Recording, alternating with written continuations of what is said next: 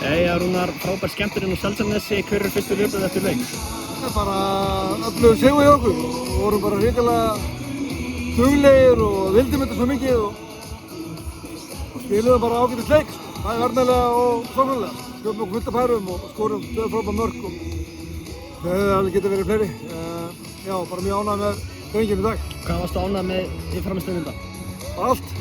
Alveg hugrekki og við þorðum að standa á og spila okkar fótbolta og bara vörðust vel og líka bara kraftur og linseld í þessu lið. Það er bara þannig. Það var kraftmikil byrjun, þú hlýtur að vera ánægð, þið voru búin að tapa. Þetta voru 1 stig í síðustu 3, gott að byrja leikinn sterkt.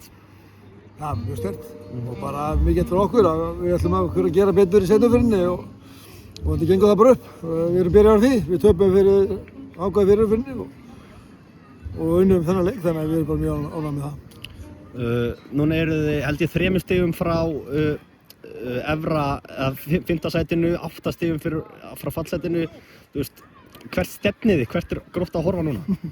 Við stefnum bara á næsta leik og reyna að vera betri. Við erum með ungt lið og það er bara mikið að við náum að bæta hvern einasta leikmann sem er að spila þetta og hann verður betri í fótbolta. Þannig að það er markmið okkar í Gróttu og síðan bara hvert það leiðir okkur í stigasöfnu og verður komið ljós. Dómgæslan sett svolítið sinn svip á leikinn, hvað fannst þér? Ég ætla ekki að ræða það, þetta er bara eins og það er. Stundum dæmaði vel og stundum ekki eins og maður vill. Það er bara eins og það er. Andri Fannar með 2 í dag, ánægð með hann? Andri Freyr. Andri Freyr ásakið. Já, bara mjög ánægð með hann. Það er búið að vera svolítið markaður í honum en síðustu leikjum búin að skapast þér fullt af færum alltaf og hann er duglegur við það en ég hef ekki alveg komið boltanum inn. Hann gerði það svo sannarlega í dag og stóð sér fórhóðlega vel og þangað til hann fekk þetta höfuðhögg. Já.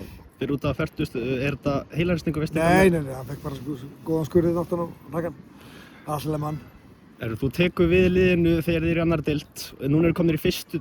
Ertu með eitthvað svona langtíma markmið? Er eitthvað ákveðin sýn í Gróttu okkur núna? Já, bara eins og að segja við hann. Það er búið til leikmenn og reyna að standa okkur á í þessari deild sem við erum í núna. Og það er svona markmið okkar. Ungt og skemmtilegt lið, hvað er það sem gerir ykkur svona skemmtilega? Bara að gauðra með bullandi sjálfstraust og hugrekkir og vilja spila skemmtilega fótbolta.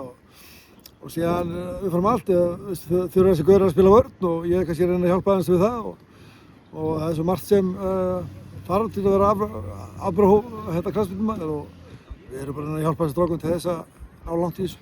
Ánægð með hvernig liðið náða, þið voru svolítið að söffira í lokin og þið gerðu það vel, þið voru ekki að ná að opna ykkur neitt hágangar. Já, við lærðum svolítið að síðasta leik hérna mútið Afturlíku þegar við vorum 2 lifir áleik. Töpum séðan ekki hvað, þannig að við lærðum að því og komum bara til eldir inn í seinna áleikinn og já, við verðum svakalega í lokin og fengum líka ágætis færi til að skora 3. markið, þannig að það var fram og tilbaka. Halldór Hilmi mjög flottur í vörninni í dag.